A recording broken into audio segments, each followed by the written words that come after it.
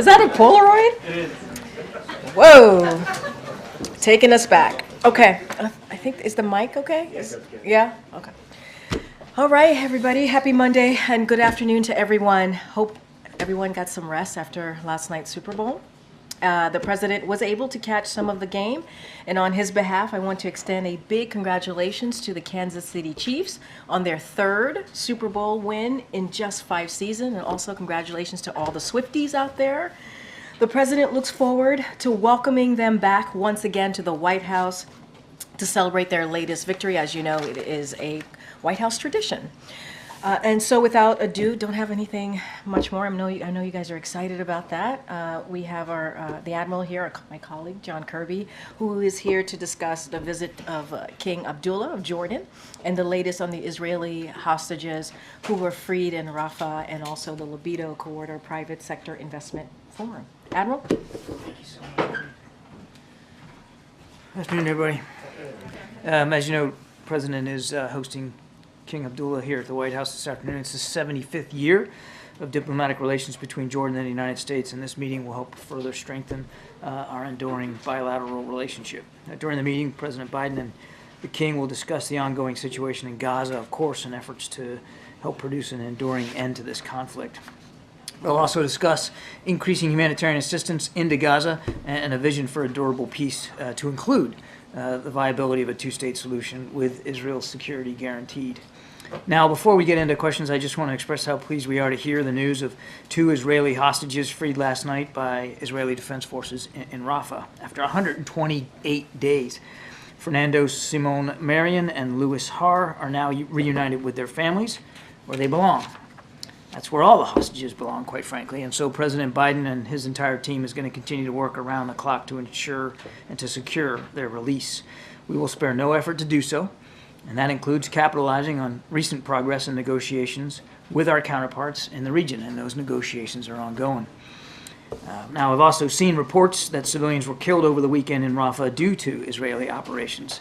I can't confirm those reports, but as we have said many times, the proper number of civilian casualties is 0. We don't want to see a single innocent civilian death, Israeli or Palestinian. But let me be clear, there can be no enduring end to this crisis until Hamas releases the men and women that they are holding hostage, all of them. Their release and a prolonged humanitarian pause is also essential for bringing critical relief to the innocent people of Gaza, who have absolutely nothing to do with the underlying conflict. And this remains our paramount objective. Now, as Karine teased, just a real quick note on Africa. Last Thursday, the United States, the government of Zambia, and the Africa Finance Corporation convened the Partnership for Global Infrastructure and Investment Libido Corridor Private Sector Investor Forum. Tried to say that 10 times. In Lusaka, Zambia. This was the first PGI investor forum held outside of the United States, bringing together more than 250 business and government leaders. With over $1 billion in U.S. and G7 financing, the corridor will ultimately connect Africans from western Angola to Tanzania and the Indian Ocean through rural bridges, upgraded 4G and 5G digital connectivity, increases in solar power, investing in agribusiness and food security, and the biggest rail investment in Africa in U.S. history. So very exciting. We're very, very pleased to be able to move this forward, this development project, and it's exciting, and we'll keep you posted. With that, we'll take some questions. Thanks, John. First off, congratulations are in order, I believe. Thanks. The President, yesterday's conversation with Prime Minister Netanyahu reiterated the U.S. opposition to expanded operations inside Rafah to root out Hamas's remaining battalions there. In your outline a few seconds ago about what the end stage Hamas has released the remaining hostages to end the conflict, does the U.S. believe that Hamas can remain in Rafah? Is that an acceptable end game of, how are the Israelis, if they can't go into Rafah to remove Hamas, how are they supposed to get rid of Hamas from Gaza, which the U.S. has said is their end goal here? Oh, we never said that they can't go into Rafah to remove Hamas. Hamas remains a viable threat to the Israeli people, and the Israelis and the IDF absolutely are going to continue operations against their leadership and their infrastructure, as they should. We don't want to see another October 7th. What we said is we don't believe that it's advisable to go in a major way in Rafah without a proper, executable, effective, and credible plan for the safety of the more than 1 million Palestinians that are taking refuge in Rafah. They've left the north, and they certainly went south out of Khan Yunis to try to get out of the fighting. So Israel has an obligation to make sure that they can protect them. And related to the ceasefire hostage deal talks, yesterday a senior administration official says that a framework was nearly reached, but there were gaps remaining. I was hoping you can provide some clarification on what the remaining gaps are and where, on which side of the conflict those gaps are. I'm sure you can understand. I'm not going to get into the details of the negotiations. We do believe, as I've said before, that there has been constructive progress towards trying to get a deal in place for an extended pause and getting all the hostages out. But it's not done, and nothing is really negotiated until everything is negotiated, and those conversations are ongoing now, and it would be really irresponsible for me to get into the details of it. Just lastly for me, you had said the U.S. response to the killing of the 3 American service members in Jordan would be phased over some time, a few days. Is it safe to say that the U.S. response at this point is concluded, or is it still ongoing? You have to wait and see. Thank you, John. Secretary Austin is back in the hospital. We wish him well, but he's had to cancel a trip this week to Europe and another gathering of the Ukraine Contact Group, which he could attend virtually if he wanted to. First off, has the President spoken to Secretary Austin since he was hospitalized? I'm not aware of any conversation between the two of them since this just happened yesterday. Does the President have any concerns that with his medical problems the Secretary can no longer serve? Not at all. There were conversations here last week, I know, about the President saying that Israel's moves into southern Gaza have been, quote, over the top. And there were suggestions that that isn't necessarily something new. But that is a slightly more direct commentary on what they may or may not end up doing than we've heard from him in the past. And we normally hear from world leaders talking about what other world leaders are up to. Is he changing his rhetoric on this, given the concerns expressed by members of his party, especially those in swing state Michigan? I think the President's been pretty dang consistent almost from the very beginning, Ed, about saying it was over the top at the He's beginning. been very consistent, Ed, about our concerns over civilian casualties and damage to civilian infrastructure and the need for the Israeli Defense Forces to act with precision and deliberateness and due caution about taking innocent life. I mean, that is not a new position by this administration, certainly not a new position by the President. Was that what he expressed yesterday in their call? I'm not going to get beyond the readout. I think we offered you a pretty good summary of the things that they discussed. Thanks, Karine. John, over the weekend, satellite imagery emerged that indicates that Venezuelan military assets have been moved along their border with Guyana. Do you have a comment? We've obviously been monitoring this closely ourselves. Our assessment is that whatever military movements there have been by Venezuela have been of a small nature and size and scale and scope. We see no indication that there's about to be hostilities or that the Venezuelan military would be capable of conducting any significant military activities there. We continue to urge a peaceful resolution to this, and obviously we're going to continue to watch it closely. I would remind that anything that we're doing down in Guyana or in that area is done purely for defensive purposes. And on Haiti, the administration is convening a meeting, including the Kenyans. That's right. Starting today, I understand. Starting it's 3 today days. and tomorrow, yeah. What's the goal of that meeting, and when would you like to see this force deployed? Well, we think there's certainly a significant need for a multinational security force of some kind down there to help protect the people of Haiti. You're right, there are discussions going on, started today, will go on again tomorrow over at Fort McNair here in town. So we're glad to host them. Look forward to seeing where we can get. But the idea really is to start to set out the general parameters of what that multinational security force could look like and how it would operate. It's a entry-level discussion. I have no doubt that there'll be follow-on discussions as appropriate. John, on the Jordanian meeting today, the Jordanians previewed the King's visit here as an effort to gather support for an immediate ceasefire in Gaza. The president obviously has been a hard no on a ceasefire. Is that going to be the position he presents to the Jordanian king today when they meet? Well, let's let the conversation happen before we get ahead of it. We have been very consistent that we don't support a general ceasefire at this time, which is, again, a ceasefire that would lead to both sides laying down arms permanently and and ending the war. Now, we want to see the war end as soon as possible, and we believe one of the first steps that's critical to doing that is a humanitarian pause, an extended pause, that longer than what we saw back in November of a week, that would allow us to get all the hostages out, get more aid and assistance in, and then hopefully lead to discussions that could get us closer to an end to the conflict. Oh, thanks, Karine. Thanks, Admiral. So President Biden had told Israel's Prime Minister Netanyahu that any potential ground invasion in Rafah should not happen without a plan to protect civilians there. Is the president confident that this message is getting through to Netanyahu, and where are these civilians supposed to go? So much of the infrastructure has already been destroyed in Gaza. He's confident that our Israeli counterparts understand our concerns. We've made them privately, we've made them publicly.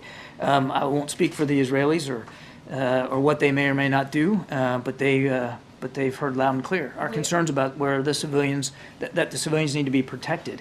I can't tell you here talking, Selena, what that would look like, but we hope and expect that our Israeli counterparts will factor in the safety of those civilians appropriately as they consider future operations down in Rafah. So what could that look like given the situation? I can't get ahead of where we are right now. That's really going to be a question for the Israeli Defense Forces. They know and they understand our concerns. And Israel's Prime Minister told ABC News, without presenting evidence, that Israel's military has killed more Hamas fighters than civilians. What is the U.S. assessment of that? Do you agree with what Netanyahu told us? We don't have an independent assessment of those figures. And just lastly, what is the White House reaction to Trump saying he would encourage Russia to attack NATO allies if they don't contribute enough towards defense spending? What is the message that not only sends to the world, but especially to U.S. allies? Well, now, you know, I'm going to be careful. I can't talk about things that have been said on the campaign trail. All I can tell you is that under this particular president, President Biden, as Commander-in-Chief, NATO is now more relevant, stronger, bigger than it's ever been before. And he has really prioritized our network of alliances and partnerships around the world. And of course, NATO is right at the forefront of that when it comes to the security environment on the continent of Europe. And that's what the American president ought to be about. It'd be about reinforcing alliances and partnerships and sending a strong signal, particularly to NATO allies, about how seriously we take our Article 5 commitments. And you've heard from President Biden, gosh, I don't know how many times. We will defend, if needed, every inch of NATO territory. That's what the Commander-in-Chief of the United States ought to be saying when it comes to NATO. And just to follow up on that quickly, Vice President Harris is going to be in Munich with a lot of those European security leaders. Is part of her duty there to reassure allies that deterrence is still a force here?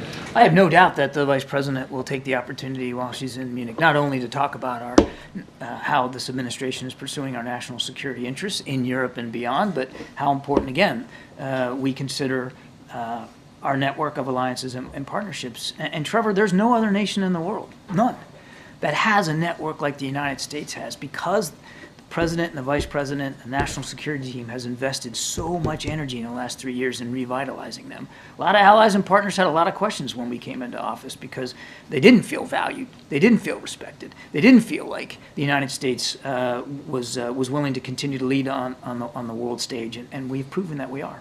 And on Rafah, has the president ever threatened to strip military assistance from Israel if they move ahead with a Rafah operation that does not take into consequence what happens with civilians? We're going to continue to support Israel. They have a right to defend themselves against Hamas, and we're going to continue to make sure they have the tools and the capabilities to do that. And what's the view about the role that Egypt should play there? Do they need to open that border on their side in order to allow civilians to come through? Egypt has been a terrific counterpart with respect to Rafah and the use of that gate and allowing people that need to get out, people that, third country nationals, and they continue to do that. They've been a terrific partner. But it is closed, right? So the average person can't. There have been, and I suspect there will be closures at times based on the security environment. But we're not concerned about our ability to continue to communicate with President El-Sisi about the proper use of that gate. But just to be clear, people are actually penned in right now, Gaza civilians who are not able to egress, right? You're talking about Egypt. Palestinians. Palestinians who are not able to egress. So is that something that the president wants to see movement on? We don't want to see any forced relocation of people out of Gaza. That's home for the Palestinian people. Well, again, that's something that we have and will continue to discuss with counterparts in the region, but it's home to those folks. That's Gaza's home, and they shouldn't be forced to leave Gaza if they don't want to leave. Now, if there's going to be operations in Rafah or around Rafah, the Israelis have a commitment, an obligation to make sure that they can provide for the safety of innocent Palestinian people that are there. But you're not pressuring Egypt to allow them. I'm not going to get into the specifics of diplomatic conversations that we're having. We don't want to see any Palestinian people forced out of Gaza. That's their home. If there are people that need to leave that are not Palestinians and want to leave, obviously we're working with Egypt to do that. Thanks, Admiral. Can you just talk to us about the feasibility of moving the entire civilian population out of Rafah? Is that even physically doable? There's a lot of folks there, MJ, more than 1 million. Some estimates have it almost at 1.5 million. That's a lot of people that move down to Rafah to get out of the fighting. And so again, the task of providing for their safety at that number and in such confined spaces is difficult. There's no question about it. That's going to be a heavy lift. For any military, it would be a heavy lift.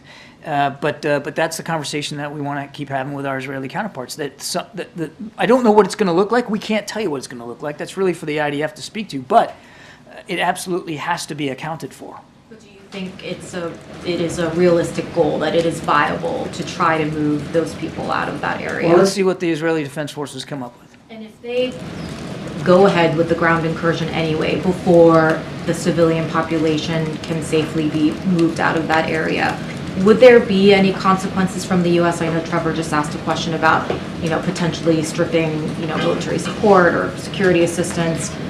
What would the consequence be for Israel if they went ahead and did that anyway? I don't want to get into hypotheticals on that. We've been very clear with our Israeli counterparts privately and publicly about what our expectations are for the treatment of the innocent people that are down there near Rafah.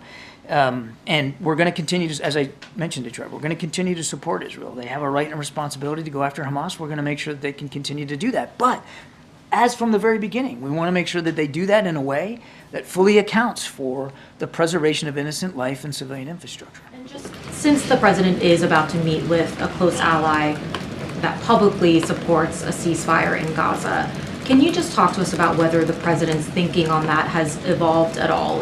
Is he a little bit closer to potentially supporting that publicly than, say, a month ago? Has his thinking on that evolved at all? We haven't changed in terms of our desire to see an extended pause so that we can get all the hostages home with their families where they belong, so we can get additional security assistance in, and we can see a reduction in the violence. We are still focused on trying to get an extended humanitarian pause. I'm asking about a permanent pause. I know what you're asking. What I'm saying is we support and continue to support an extended humanitarian pause. Thanks, Karine. Thanks, Sean.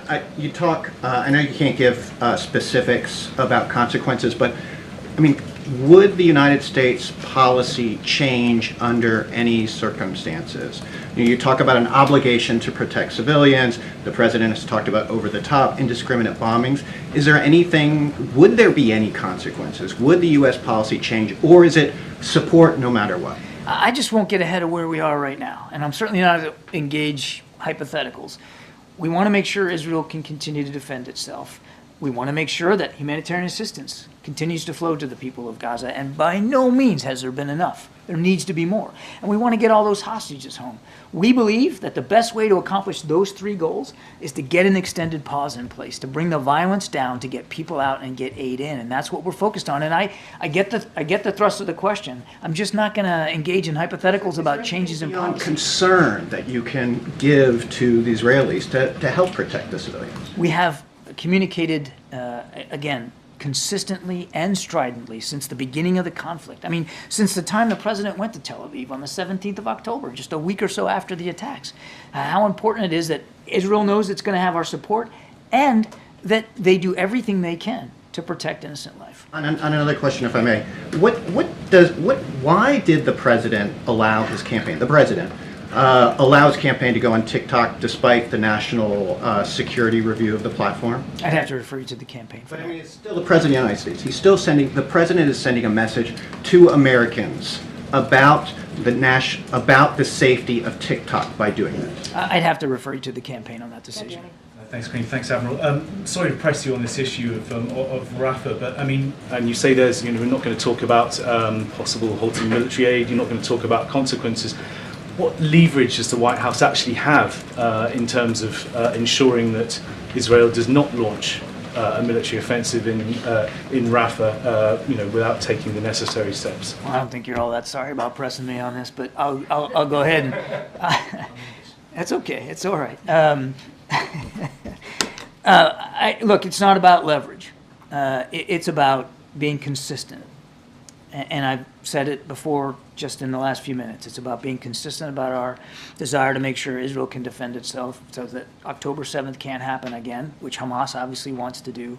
And it's being consistent about how they conduct those operations matter. And we have been consistent since the very beginning in talking to the Israelis about the how, about operations and how they're conducted. And I would tell you that throughout this conflict, there have been moments, and there continue to be moments, where we have the opportunity and have taken the opportunity to shape their thinking and to help influence the way they have conducted some of these operations. And that remains today. Thank you. Hi, John.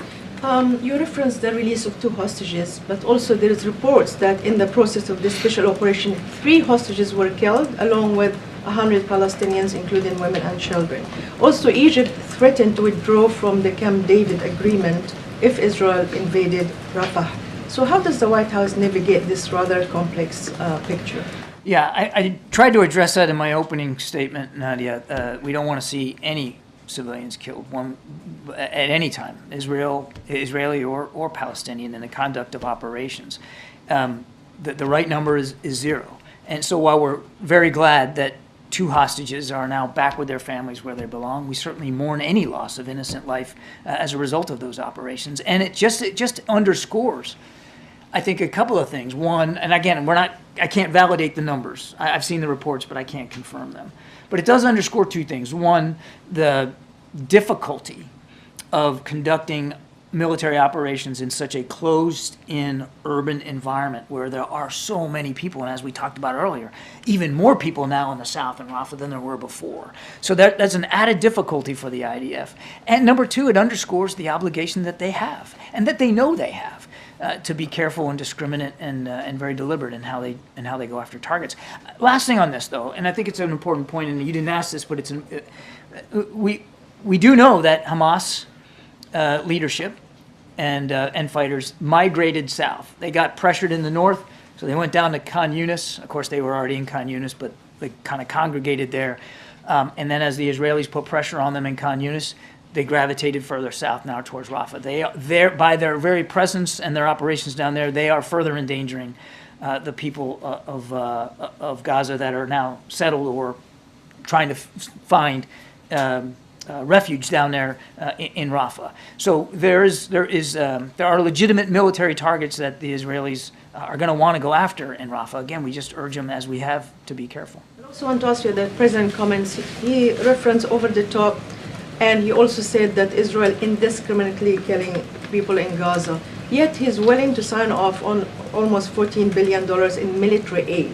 So how can you reconcile the fact that he's worried about civilian casualties without any serious review about how U.S. weapons are used in a civilian area? Well, I think we just last week, late in the week, we issued a national security memorandum that codifies existing policies and adds reporting requirements onto those existing policies about our expectations for how military assistance is going to be provided to any foreign actor, and of course that includes Israel. Thank you. Thanks, John.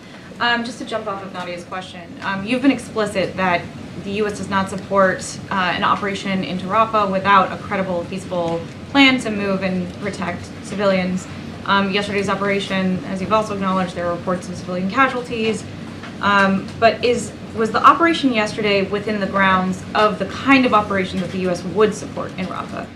I can't really speak to the specifics of IDF operations. I won't do that. They should speak to the operations that they conduct and what that looks like. As I understand that, again, this is rudimentary and early information. This was a specific military raid to rescue hostages, and not necessarily indicative of some larger operation that they have talked about conducting in Rafah to root out Hamas leaders that have now tried to find refuge among the million or so Palestinians that are there. Yeah, so just in terms of, what the U.S. would support, is it a question of scale? Is it a question of more targeted operations like this are okay despite possible civilian casualties, whereas a mass operation is not okay? Like, just in terms of U.S. support. Well, with the caveat that this is a sovereign nation we're talking about, and they get to decide what military operations they're going to conduct. What we've said is we wouldn't support operations given the current circumstances, where you have, again, more than 1 million people there with nowhere to go and no plan for some place for them to go so that they can be safe. So we look forward to continuing talking to our Israeli counterparts about what that could look like. Thanks so much. John, on TikTok, can you explain what are the national security concerns that the administration has about TikTok? As you know, it's not approved for use on government devices, and that remains the case today. And I think, again, I don't want to get into too much of the national security technical reasons behind that, but it does have to do with concerns about the preservation of data and the potential misuse of that data and privacy information by foreign actors. I think that's as far as I can go. It's wise for people to use TikTok? Again, that's not something that I'm qualified to say from the National Security Council. All I can tell you is it's banned on U.S. government devices, and we follow that guidance. So yesterday was the second anniversary of the Biden-Harris administration, the Indo-Pacific strategy. We have a statement from the NSC, but I'm just wondering how you see the progress so far. Are you satisfied with the progress? I think we've made a lot of progress. I mean, we've initiated AUKUS, and that process is moving along on schedule to get Australia a nuclear-powered submarine capability. We've elevated the Quad, the Indo-Pacific Quad. We've upgraded our relationships with Vietnam, with Indonesia, and with ASEAN. And of course, as you know, the president hosted the leaders of Japan and South Korea at Camp David and really got not only significant developments in terms of our bilateral relationship with each country, each ally, but improved opportunities to get trilateral cooperation in a much better place than it's ever been. I could go on, including adding capabilities in and around the Korean Peninsula to keep a better eye on what Kim Jong-un is doing, and of course, bolstering all the rest of our alliances and network partnerships in the region. Does the U.S. believe that all of the remaining hostages are being held in Rafah? And if so, given that that would include Americans, are there requests by U.S. officials to the Israelis for any assurances for protection of those hostages? We sadly don't have a whole lot of specific information about where each of the hostages are, who's holding them, and in what condition they might be. And sadly, we have to accept the possibility that some of them are no longer alive. We just don't have terrific granularity on that. We are in constant conversations with our Israeli counterparts about what they know. Certainly we remain in touch with the families of the American hostages. I think Jake Sullivan just met with them a week or so ago. We'll maintain constant touch with them and try to get as much information as we can. But obviously, the whole reason we're trying to get this deal in place is so that you can provide for the safe and secure passage of hostages out. Yes, it's true, and we're glad that 2 hostages were rescued, but by and large, the greatest number of hostages safely released were done through a hostage deal, right? A pause in the fighting where they were able to go, and that's why we're putting so much effort into these current negotiations. We believe that's the best way to get hostages in greater numbers out safely. Thank you, John. I have a question about Afghanistan and then one about Lunar New Year. Starting with Afghanistan, the UN is holding its 2nd international conference on Afghanistan since the Taliban took power back. That's happening next week in Doha. So I just wonder, what are the administration's expectations from this gathering, and do you see this as a move to normalize the Taliban? There are no efforts by the United States government to quote-unquote normalize, as you put it, or to recognize the Taliban officially. We've said it numerous times. If they want to be seen as legitimate rulers, they need to meet all the commitments that they said they would meet and make, and they haven't done that. Should be holding this meeting then. I will let the Secretary General speak for what meetings the UN's holding. Nothing's changed about our policy when it comes to the Taliban. And very quickly, happy year of the dragon. It's a happy year for you, a rabbit. But you are a rabbit. You were born in 1963. Yes, you are. I have a follow-up. About me being a rabbit? All right, thank you. I did not know that, but I appreciate that very much. He's a horse. It's supposed to be a prosperous year for him. What is the president's message for the 20 million Asian Americans who celebrated this holiday over the weekend? He hasn't issued a message. What is this message? We have actually, I think, put something out on social media about the Lunar New Year. And of course, we're wishing everybody who observes the Lunar New Year a happy one and a prosperous one. Even the rabbits. Admiral, I wanted to clarify the position on TikTok. So the administration still has concerns, security concerns about TikTok, even though the campaign has now joined it? Again, I cannot speak, nor will I speak for the campaign. I can't do that or their decisions. Nothing's changed about the national security concerns from the NSC's perspective about the use of TikTok on government devices. That policy is still in place. But surely there must have been some conversation between the White House here and the campaign on whether it was appropriate for the campaign to use it. I can't speak to that. Jackie, last one. Thank you, Karine. John, just following up on this TikTok stuff. Is the CFIUS review still happening? I'd have to refer you to CFIUS. I'm not in a position to confirm one way or another what they're looking at. So is the administration still weighing a ban on TikTok?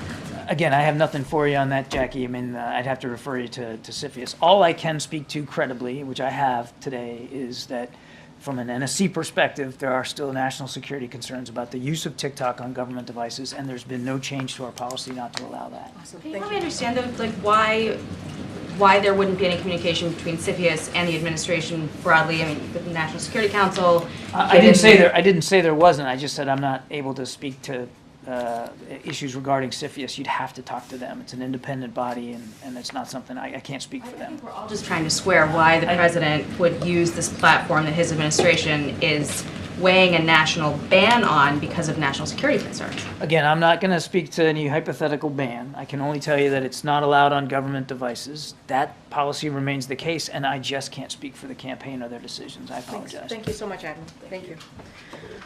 All right. Go ahead, Zeke. It's great. Just another round of that TikTok question. Are you aware of any communication between the Biden campaign and anyone who works in the White House about the president joining TikTok? Look, I can't speak to any conversations on specifically on TikTok. We got to be really careful. The campaign 2024 can't. No, hold on. So we're not going to comment on any specifics, and so certainly we would defer to the campaign on any strategy. The CFIUS process is separate and not going to get ahead of what we're going to say here. And I would say that the administration is on record for supporting the Restrict Act, as you all know, something that came up last year, and it's a bipartisan bill, and it is indeed tailored and risk-based approach so we can protect Americans' freedom of speech, and that's what matters.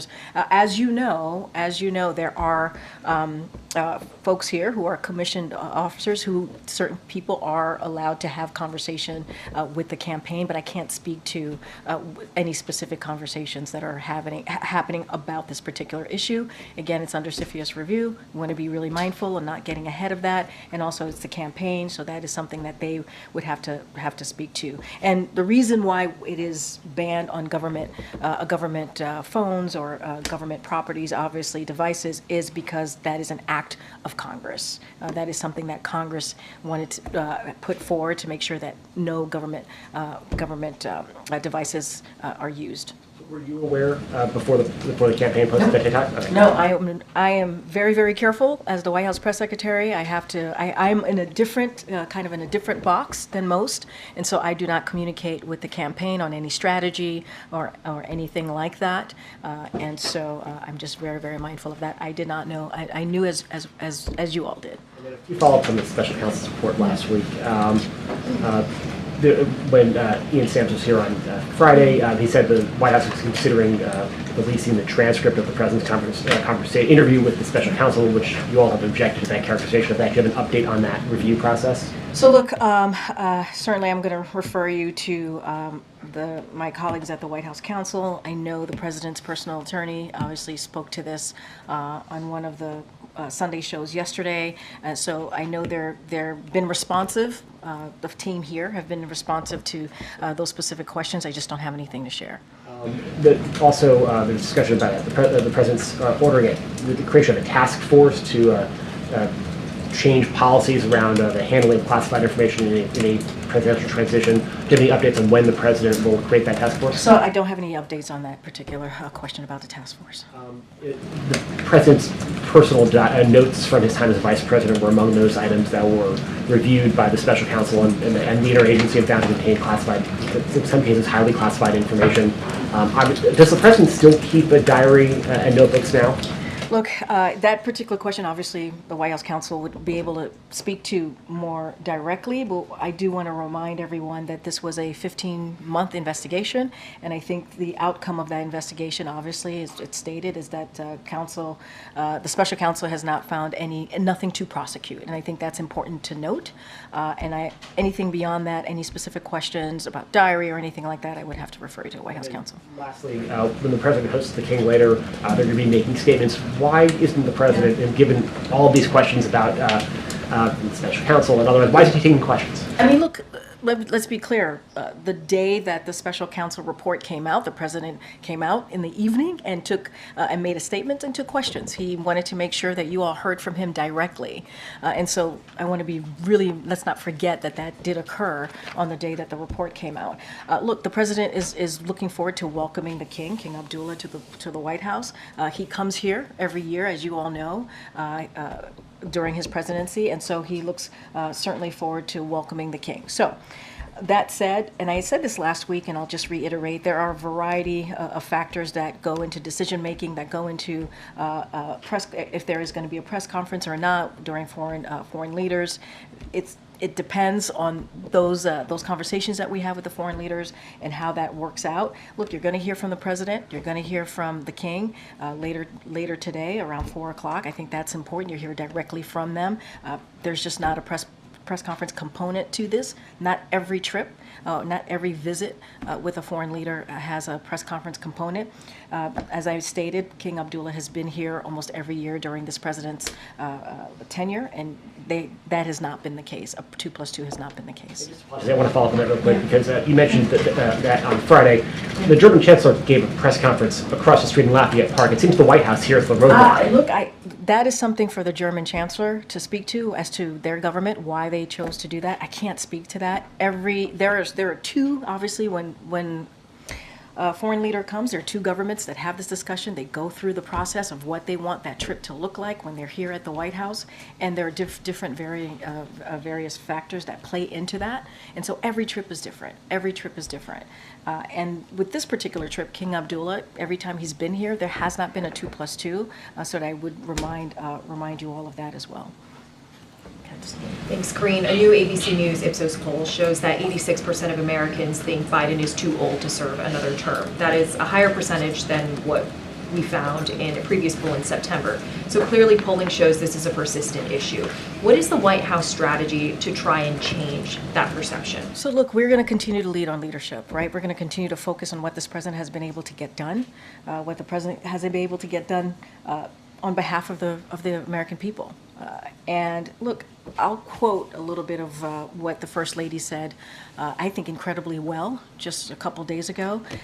President Biden does more in 1 hour than most people do in a day. His age with experience and expertise is an incredible asset, and he proves it every day. And that's what we believe. We believe that his age and his experience, because he was a senator, because he was obviously vice president, because he has these long decades of relationships with leaders, obviously across the globe, and what he's been able to do, that's what we're going to lean into. That's what we're going to speak to. We're going to speak to how he turned the economy back on its feet. We're going to speak to the 14.8 million jobs that he was able to create, how unemployment is at under 4%, how he's able to beat Big Pharma because Medicare can now negotiate and lower costs for the American people. That's what we're going to focus on, and I think that's the most important thing at this moment, at this time, is delivering for the American people and continuing to do that. And bouncing off of the previous question, the numbers show that President Biden has engaged in about 33 news conferences. Compare that to Obama's 66 and Donald Trump's 52 by this time in their presidencies.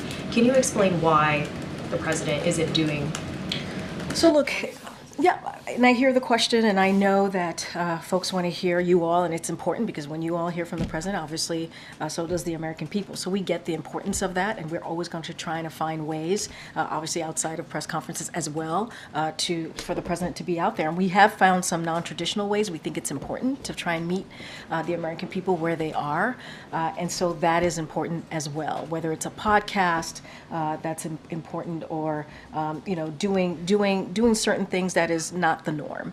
Obviously, the president, I should say, takes your questions when he's on the road, as more often than not, and he finds it important to have those conversations when you all are out there with him on the road, taking your questions, and so he does do that. As far as press conferences, we're going to try and make sure when it's the right time for those to happen. Certainly, we will do so, but it doesn't mean that this president does not engage with the press corps, with the White House press corps, or with other reporters, journalists out there who have different ways with communicating with the American people as well. We think that's important too. But why is it more effective to forego a Super Bowl interview and then instead? Look, we've talked about this. We believe that it is an important, obviously, tradition to watch the Super Bowl, and we think there are different ways to communicate with the American people, and we're going to try and find different ways to meet the American people where they are, and so that's a choice that we've made here that we think is actually important and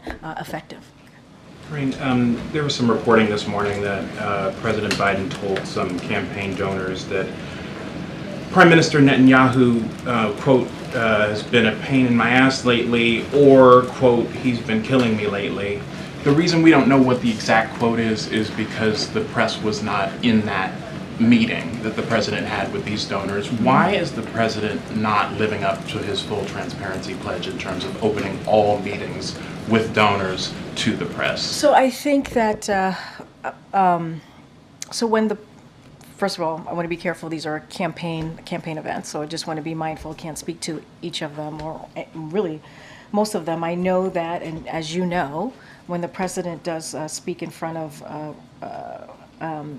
when he does do some of these fundraising events, right, there is, when he gives remarks, formal remarks, the press pool is in there, and they are listening to the remarks and get to hear directly what the president says. So I think that's also very important. I don't want to make it sound like there is not a process there, that when he is in front of donors giving formal remarks, that you all are not in the room as he's speaking. I can't speak to this particular scenario. I think that is something certainly, he does have private meetings, that is true.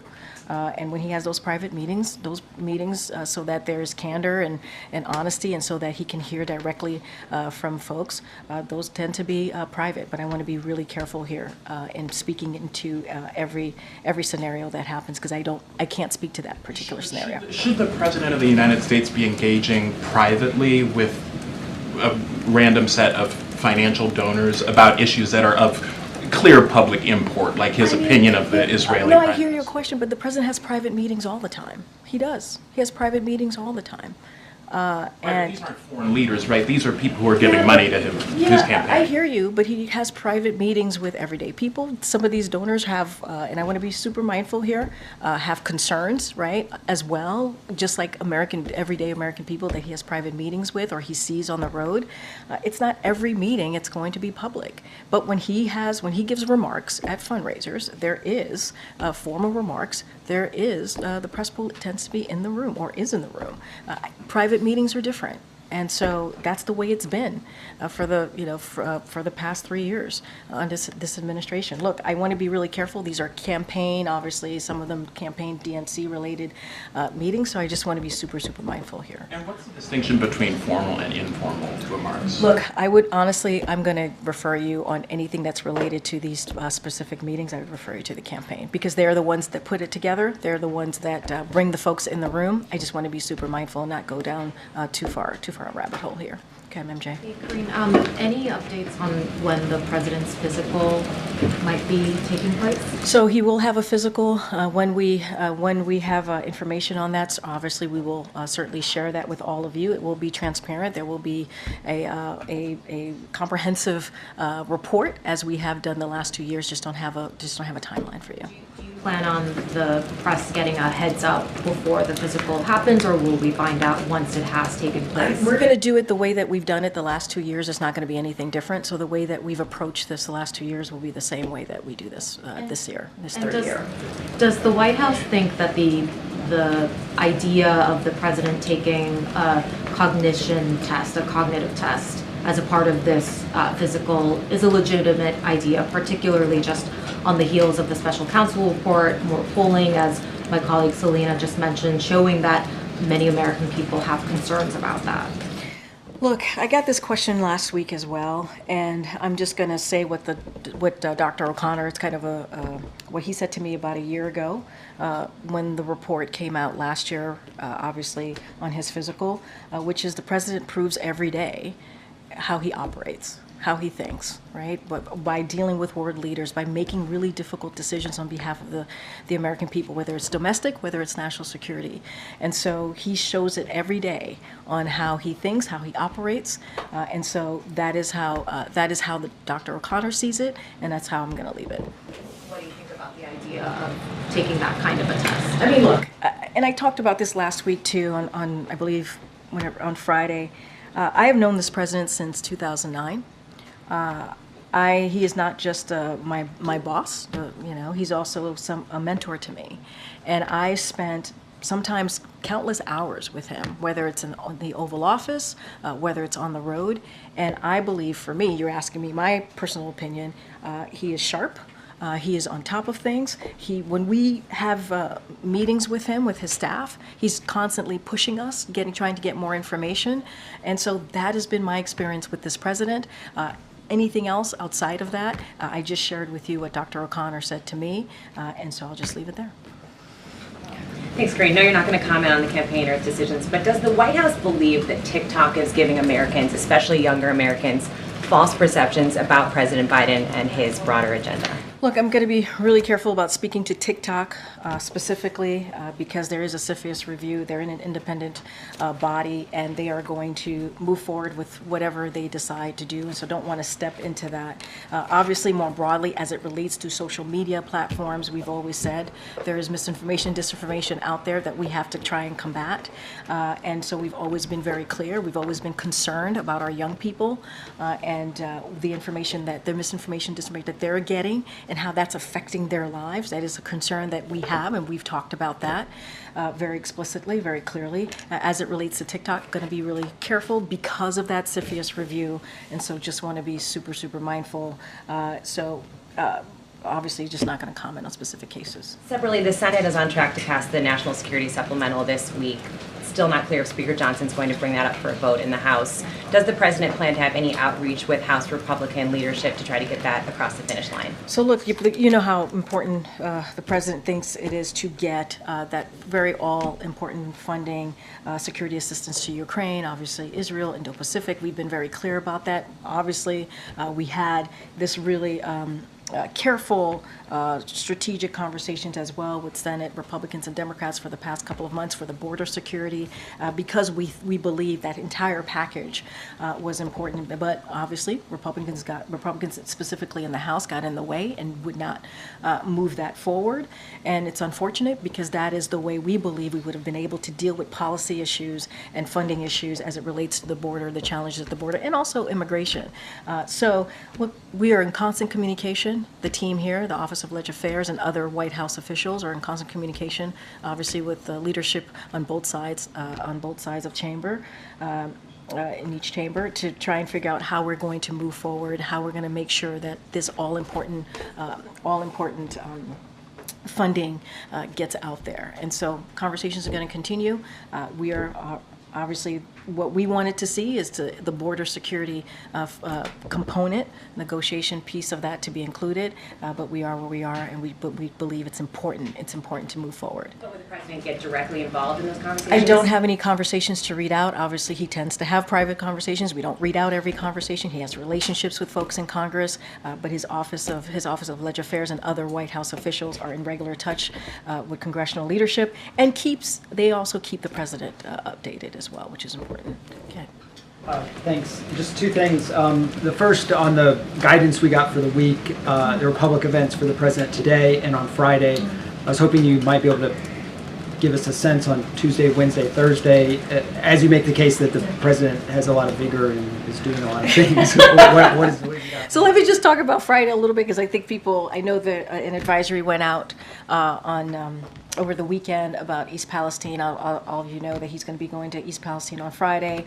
He's going to be traveling there, and it's because of the invitation that he received from the mayor. So it's going to be really important. And while the president's on the ground, he'll get a briefing on the ongoing response and speak to the administration's work to keep Norfolk Suffolk accountable, which is incredibly important, and support the community as it moves forward. He also has heard loud and clear from the folks in East Palestine that they don't want to be defined by an event, and so he'll speak to the administration's work to deliver on the needs for family businesses that are affected. And let's not forget there's the Bipartisan Railway Safety Act that he's going to continue to call on Congress to move forward on. So that is going to be a really important trip. You are correct about that. The president will be out there meeting directly with the American people. I don't have anything yet for tomorrow, Wednesday, or Thursday. Obviously, when things move or we have something to share, we'll certainly put that out there on the daily guidance. And obviously, there's some movement happening in Congress as well that we're keeping a close eye on. And so once we have more to share, we'll have more to share on that. And then secondly, you started the briefing by wishing and congratulations to the Kansas City Chiefs as well as to all the Swifties out there. I'm wondering, when the Chiefs are invited to the White House, does the White House intend to also invite Taylor Swift? That's going to be up to the Chiefs and obviously their decision to figure out who's going to come with them when they come. And as you know, it's a White House tradition. I can't speak to attendance and who will be here, but we look forward. We look forward to having them here, and obviously we congratulate them on a great win. Okay, Annie. Thanks so much. You talked a lot about how, and the president says this too, that people should watch him when there are questions about his age. And the issue seems to be that they are watching him in public events, in some press conferences, and are coming to this conclusion, many of them, that he's too old. So what I'm wondering is he behaving differently behind closed doors? Because we don't get to see that at all. And do you see, and when you interact with him privately, is there kind of a different sort of level of vigor that is perhaps not as visible when we're all seeing him publicly? So let me just first say, and I was on the swing with him recently, right? He went to Wisconsin, he went to Michigan, he went to California, he went to Vegas, and he's going to go to Ohio later this week. And so he visited small businesses, and he met with people on the road, obviously, and spent hours with them. So folks have seen him, and you all have seen him yourselves as you cover this president. And so you see him interact, you see him engage. And even when he was in Vegas, he took some questions that you all had, and that and answer. He tends to answer them in a light way, a funny way, and is sharp with his answers to some of you about that. And so look, and he's also meeting with world leaders. He did that with the German chancellor. He's obviously going to do this today with King Abdullah. And I spoke already about my experience with him. And just to answer your question, I've spent countless hours with this president, whether in the Oval Office or on the road. And I have to say, he's sharp, he's engaged, he pushes us for information. Emails at like 2 o'clock in the morning, or is there any sort of I think it's like a finer point on what it is exactly that you see that somehow isn't coming across to the rest of the American people. Look, I think the fact that when he meets with his team, when he meets with staff, he is, as I said, incredibly engaged. As I said, very sharp, and ask us back and forth. We go back and forth on whatever information, whatever is maybe the news of the day that's on his mind, and it happens very often. Yeah. And so that's my experience with him. But you all see him on the road. I mean, you know, he was, when we were in Vegas, he was asked about, he was asked a specific question about the former president. And he answered that in a fun, sharp, you know, kind of way. And that's him. That is him. What you see there is him. And so, look, I think, and I do want to step back for a second, because I think what's so very important too is this president's record in the last 3 years and what he's been able to get done. And that matters. And that matters. And so, yes, we're going to continue to be out there. The president's going to continue to do everything that he can to speak directly to the American people. And we believe that is what's important here. Getting that work done, continuing to move forward in an impressive record in the last 3 years, especially for any modern president, whether it's dealing with infrastructure, whether it's dealing with beating big pharma, whether it's getting the economy back on its feet. All of these things are important. Let's not forget what's going on outside of this country, what's going on in Ukraine, what's going on in the Middle East. This is something that the president has been able to do in a pretty effective way. And then just to follow up quickly on Matt's question, when Super Bowl teams are invited to the White House, do they typically have a +1? Actually, that's a good question. I can't answer that right now. But look, we are looking forward to having them here, the Chiefs, and it was a great win, and just like we do in every this is a White House tradition to have the winners of the Super Bowl here, and so we're looking forward to it. Okay, I haven't called any yet. Again. Is the White House doing anything to move the stalled child and biz tax bill in the Senate?